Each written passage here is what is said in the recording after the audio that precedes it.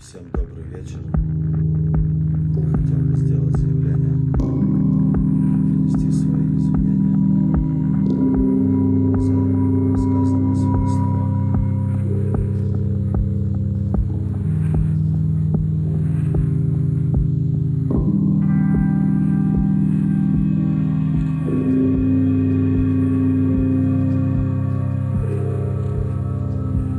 Почему творится беспредел в России? Почему этот лысый стоит у власти уже столько лет?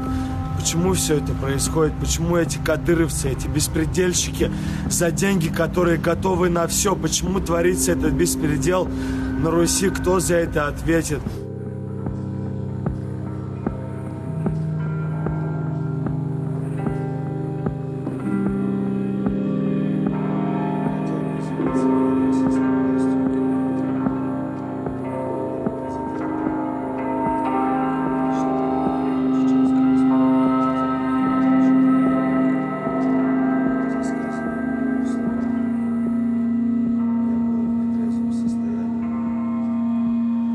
Наслушался разных YouTube-блогеров с непонятной направленностью.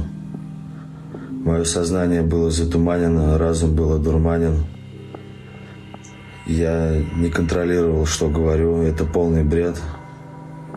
Я хочу сказать опровержение на то видео, что я так не считаю.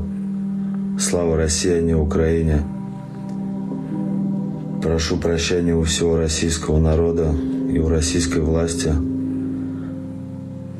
Я в полной безопасности, мне никто не угрожал, со мной все в порядке, я сейчас даю отчет тем словам, которые говорю.